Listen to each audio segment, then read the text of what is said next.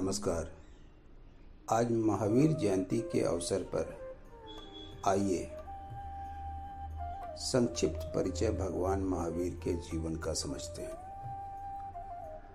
भगवान महावीर जैन धर्म के 24वें तीर्थंकर थे, जिनका जीवन और शिक्षाएं आध्यात्मिकता, अहिंसा और त्याग का अनुपम उदाहरण प्रस्तुत करती हैं। उनका जन्म 599 ईसा पूर्व वैशाली, जो कि वर्तमान में बिहार है, के कुंड ग्राम में हुआ था। उनके पिता सिद्धार्थ एक राजा थे और माता त्रिशला विदेह राज्य की राजकुमारी थी। महावीर का जन्म एक समृद्ध और शाही परिवार में हुआ, लेकिन उनके मन में सांसारिक भोगों की अपेक्षा आध्यात्मिक चिंतन की गहरी प्रवृत्ति थी।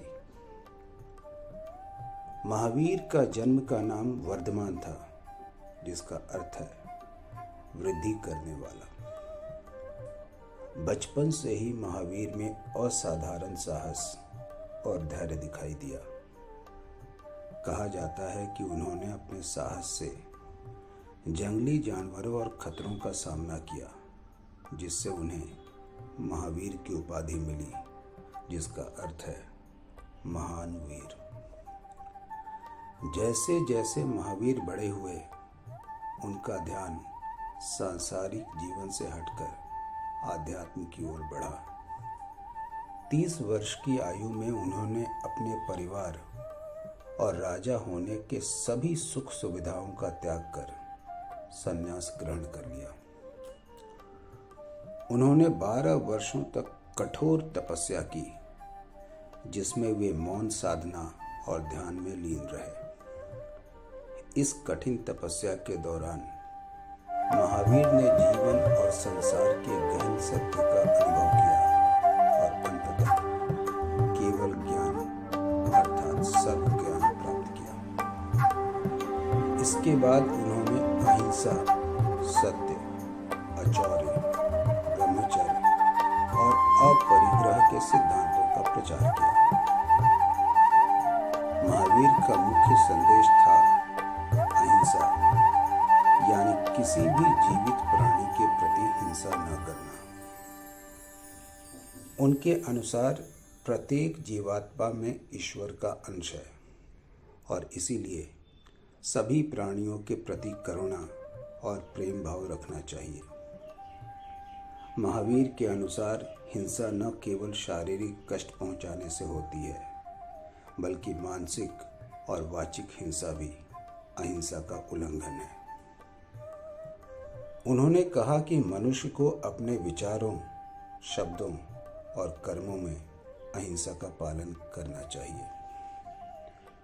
महावीर ने सत्य, अचौर्य यानी चोरी न करना, ब्रह्मचर्य यानी इंद्रिय संयम और अपरिग्रह यानी संपत्ति का त्याग के सिद्धांतों का भी पालन करने की शिक्षा दी। उनका मानना था कि इन सिद्धांतों का पालन करने से व्यक्ति अपने जीवन को शुद्ध और पवित्र बना सकता है और अंततः मोक्ष प्राप्त कर सकता है। महावीर ने कहा कि संसार में सुख और दुख हमारे कर्मों के फल हैं।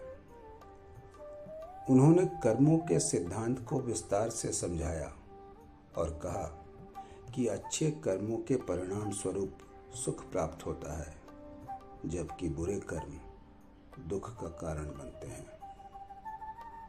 उन्होंने कहा कि व्यक्ति को अपने कर्मों को शुद्ध करना चाहिए और मोक्ष की ओर अग्रसर होना चाहिए।